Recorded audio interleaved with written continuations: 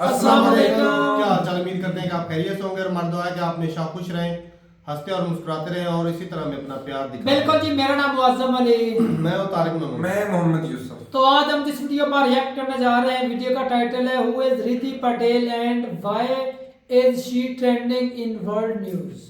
तो देखते हैं भाई, वीडियो स्टडी है क्योंकि वीडियो काफी चीजें सीखने को मिलेंगी। कौन करते हैं 3 2 1 वीडियो स्टार्ट।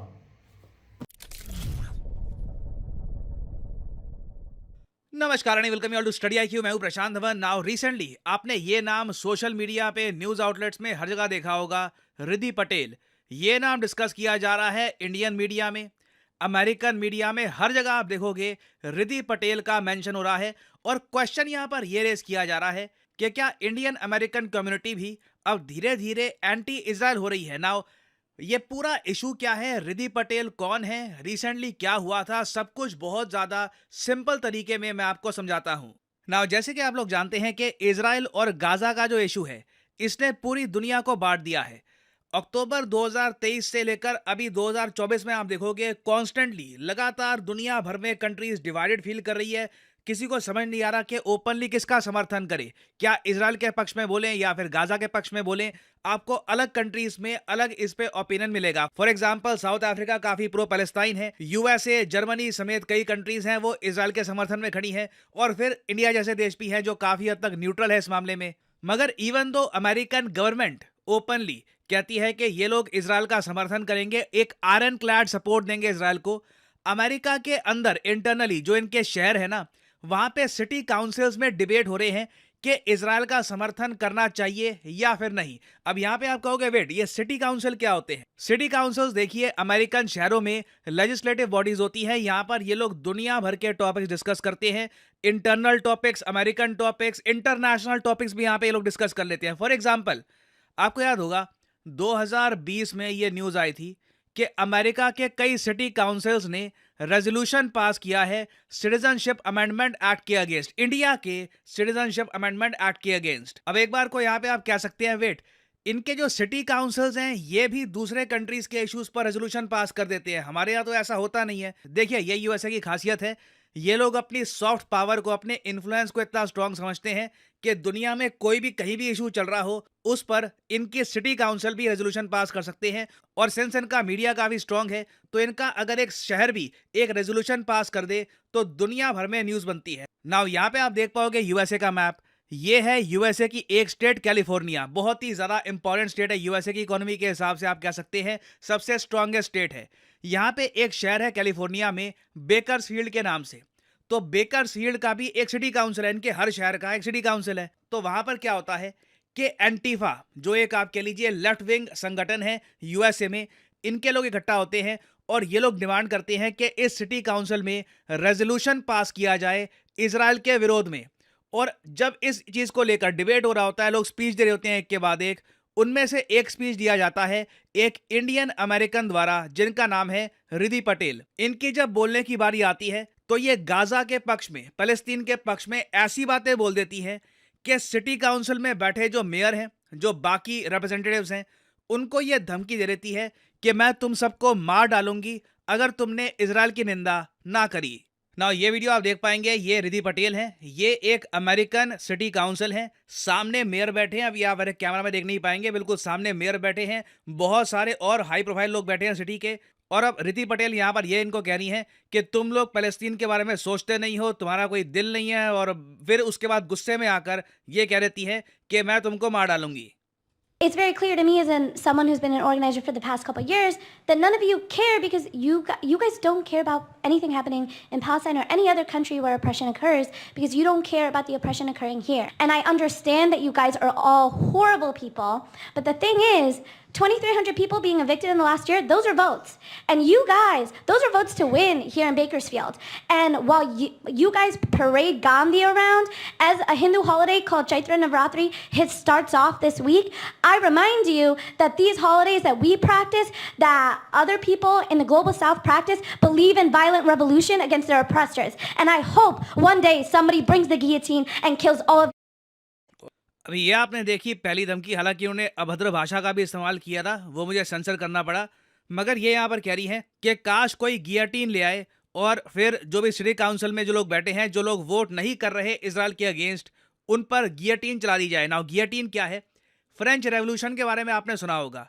फ्रेंच रेवोल्यूशन में जो एलीट क्लास है उनको जो मारा गया था ना, इस तरीके से पब्लिकली उनके सर काटे गए थे। ये करने के लिए एक इक्विपमेंट का इस्तेमाल किया गया था जिसको कहा जाता है गियोटिन। इससे सर काटे जाते थे। तो ये कह रही है कि मैं चाहती हूं कि गियोटिन का यहाँ पे इस्तेमाल कर लिया जाए। ये अपने आप में आप कह लीजिए एक थ्रेट है, किसी को मारने की धमकी दी जा रही है यहाँ पे। अब आगे की वीडियो में आप देखोगे कि रिद्धि पटेल ये भी कह देती है कि हम डायरेक्टली तुमको मार डालेंगे, और फिर मेयर कहती है कि पुलिस आएगी, आपको एस्कॉर्ट करेगी, और उसके बाद इनको कस्टडी में ले लिया जाता है। बेसिकली रिद्धि पटेल को आइडिया था नहीं कि जो ये बात बोल रही है सिटी काउंसिल में, ये थ्रेट है, किसी को टेरराइज करने की कोशिश यहाँ पे की जा रही है, और मेयर पुलिस को ये कह देंगी कि इनके खिलाफ action low. They'll let you die, and for that reason, you guys want to criminalize us with metal detectors?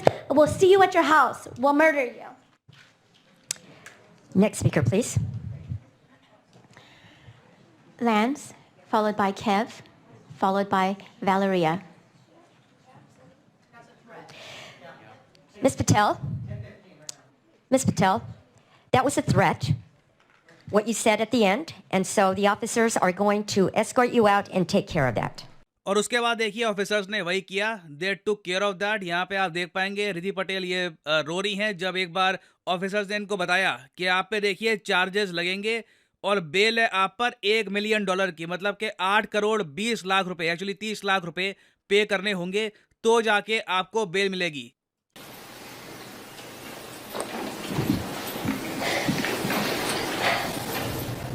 A deputy public defender entered not guilty pleas on Patel's behalf to 8 counts of threatening a public official and 10 counts of making terroristic threats. She's due back in court later this month. अब आपने अभी यहाँ पे देखा होगा court में ये कहा जा रहा है कि इन्होंने टेररिस्टिक थ्रेट्स दिए हैं। तो ये देखिए काफ़ी चिंताजनक बात है। जल्दी से अमेरिका में ये न्यूज़ फैली कि एक इंडियन अमेरिकन इतना ज़्यादा आप कह लीजिए अग्रेसिवली फील कर रही थी पैलेस्टीनियंस के लिए कि इन्होंने टेररिस्टिक थ्रेट्स दे दिए सिटी काउंसिल में। और इससे देखो कहीं ना कहीं इंडियन अमेरिकन पर भी क्वेश्चन उठते हैं, क्योंकि यूएस मीडिया में बाद में ये क्वेश्चन रेज किया गया कि क्या इंडियन अमेरिकन आज के समय बहुत ज़्यादा एंटी इजराइल हो चुके हैं, क्योंकि इंडिया एज ए कंट्री अगर आप देखो तो काफ़ी हद तक न्यूट्रल है। और इसी के रिस्पॉन्स में हमने फिर ये देखा कि जो हिंदू अमेरिकन फाउंडेशन है इन यूएस, इनको एक प्रॉपर क्लैरिफिकेशन देनी पड़ी। ये कह रही हैं कि we are outraged that this person, ये रिद्धि पटेल की बात कर रहे हैं, invokes Gandhi and Navratri while threatening to murder Bakersfield city council leaders. और आगे यहाँ पर यह भी लिखा है जो एस्केलेशन हो रही है एंटी सेमिटिज्म की, जो मतलब एंटी ज्यूइश एंटी इजराइल जो स्टेटमेंट दी जा रही हैं, इनकी निंदा करने की आवश्यकता है और हमें इसे रोकना होगा। तो इस इंसिडेंट की वजह से ना अब पूरी जो इंडियन अमेरिकन कम्युनिटी है उन पर एक रिस्पॉन्सिबिलिटी आ गई है कि वो प्रूव करें कि इस पूरे इशू में उनकी पोजीशन क्या है, क्या वो सच में इतना अग्रेसिवली फील करते हैं पैलेस्टाइन के लिए, और क्या वो जेन्युइनली इतने एंटी इजराइल हो चुके हैं। क्योंकि अगेन एक बार को आप कह सकते हैं ये तो एक सिंगल इंडिविजुअल है ना। देखिए सिंगल इंडिविजुअल तो है, मगर काफ़ी बार एक बहुत ही छोटी जब कम्युनिटी होती है उनको एक इंडिविजुअल की कमेंट के हिसाब से भी देखा जाता है कि ये जो कमेंट है इस कम्युनिटी से आई है, तो क्या सारी कम्युनिटी ऐसा सोचती है या फिर एक ये वन ऑफ केस था ना। इस इशू के बारे में देखो मैं आगे और भी बहुत कुछ बोल सकता हूँ।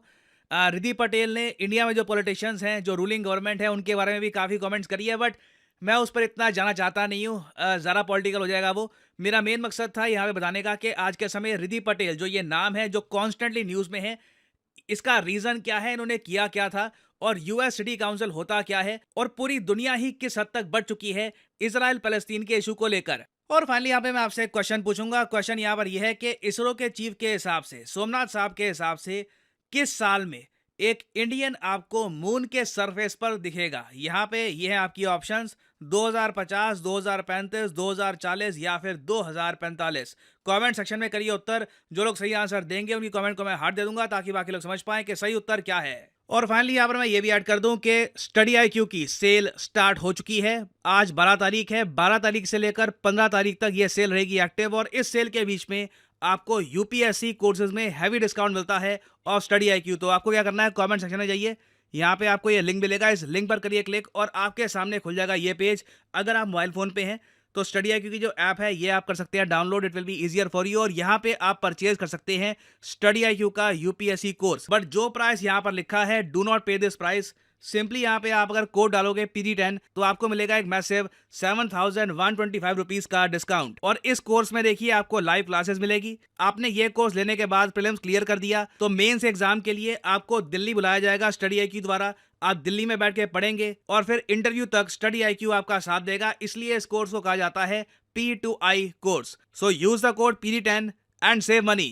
और इसी नोट के साथ यह वीडियो का अंत। Thank you for listening and as I always say, may the gods watch over you.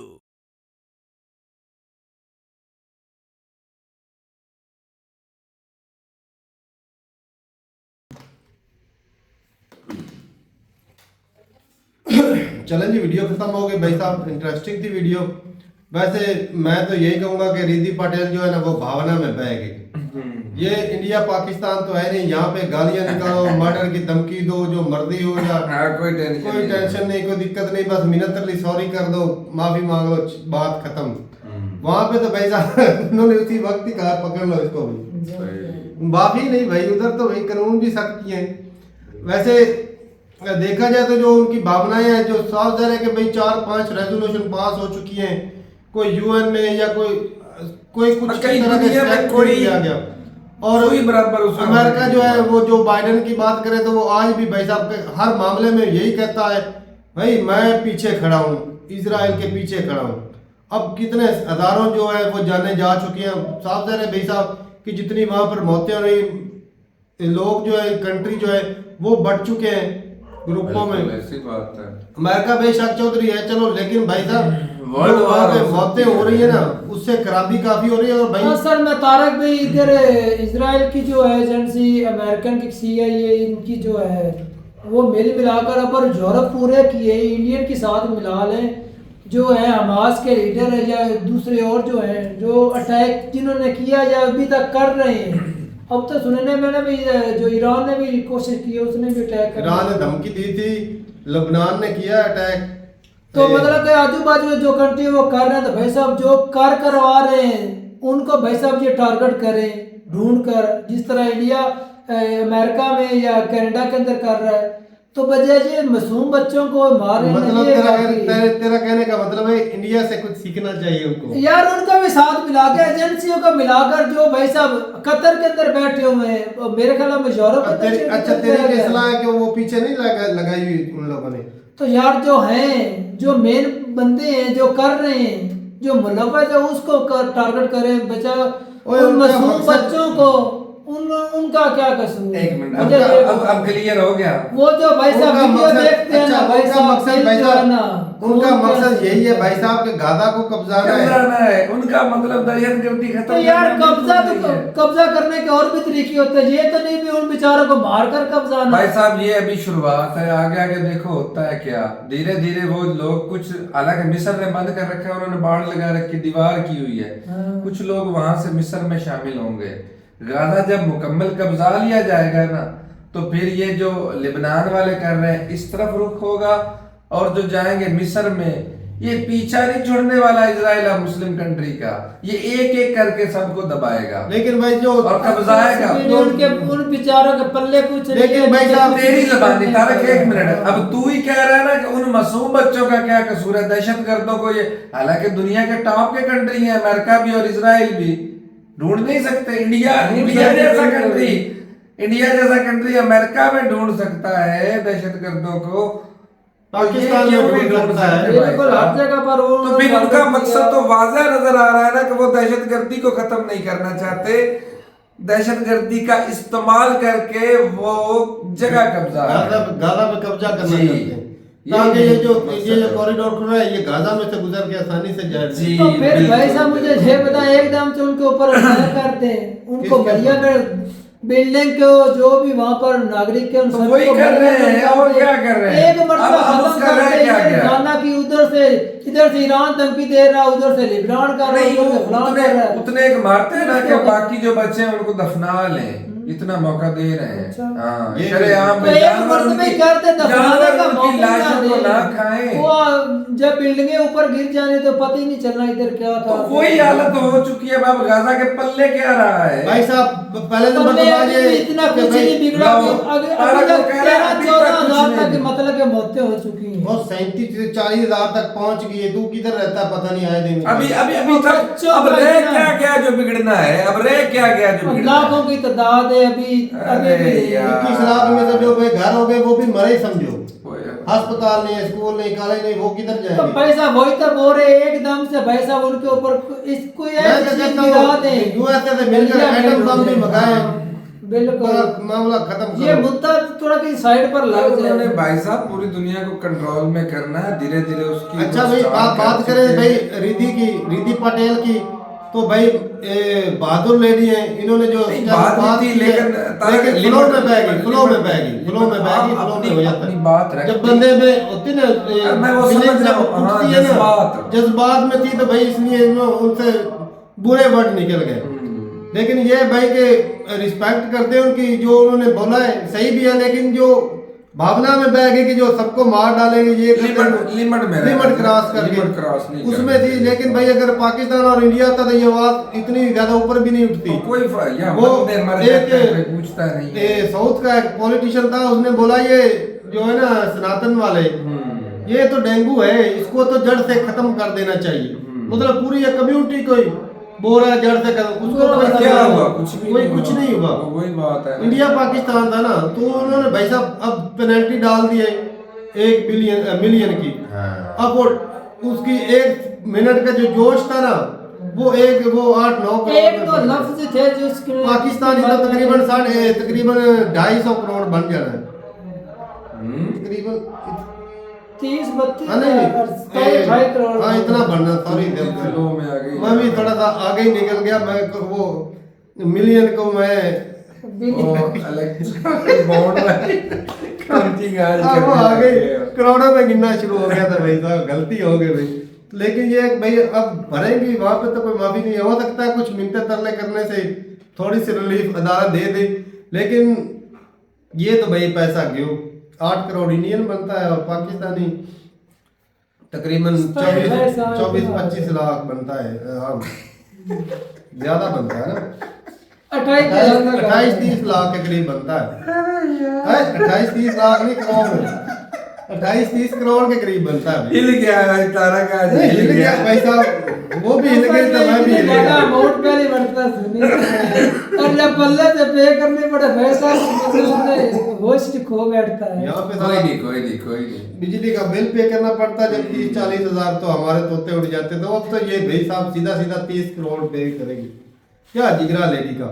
लेकिन भाई आप अपनी राय जरूर बताइएगा कमेंट सेक्शन में। फ्लो में बह के भाई साहब, फ्लो में नहीं बहना चाहिए।